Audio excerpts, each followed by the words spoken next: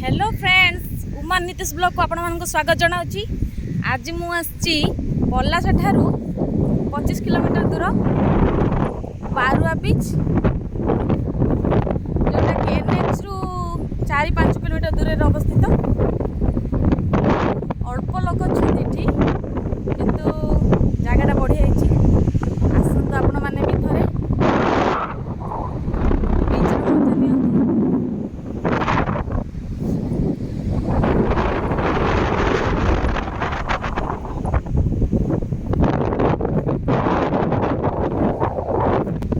Video चक्कर देखु मु बहुत पछरे रही मो पतिदेव कुआड़े गायब।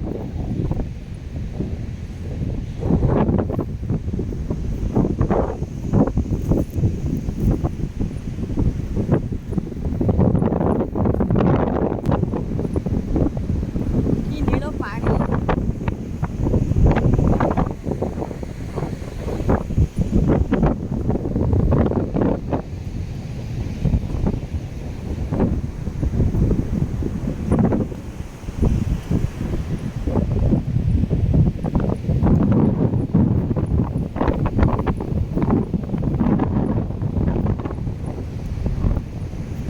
क्लास मु मो हस्बैंड पाक पहुँचले देखो से केमी समुद्र मजा उठाऊँ। आउ मिस्टर पंडा केमती लगुच आम जमी जान धीरे धीरे जाऊँ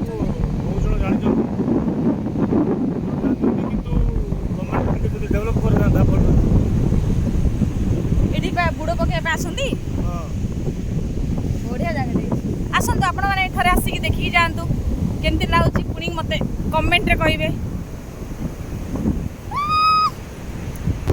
देखो मो पछपट रही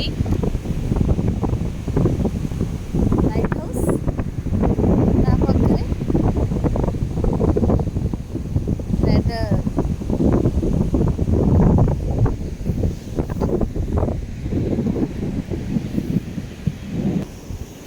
वाओ की सुंदर रे बाली रे देखो बहुत बढ़िया डिजाइन है।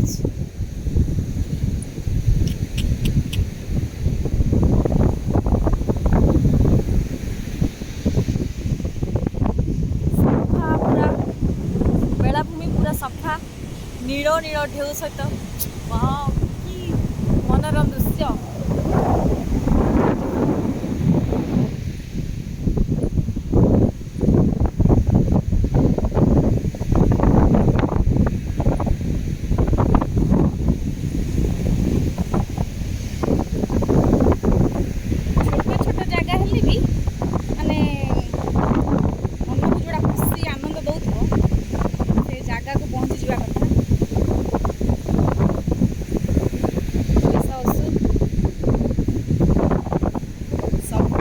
कौन जानती मते भल लगे बाइक जर्नी से मो हस्बैंड सब मत बाइक रे जुआड़े ना से लगे बहुत खुशी।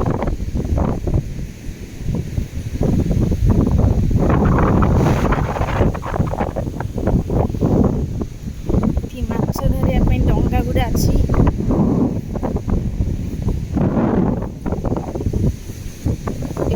पूरा माछ धराड़ी मान प्रिपरेशन चली से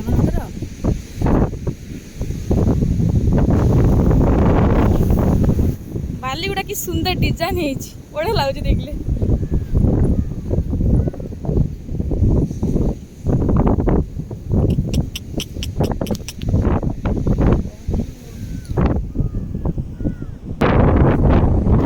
तो आपण मैंने देखिले तो आपन को बारुआ बीच केमती लगे आसतु निश्चय थे देखी जातु और लाइक कमेंट शेयर निश्चय करंतु केमती लगला मते कमेंट रे जणाइबे।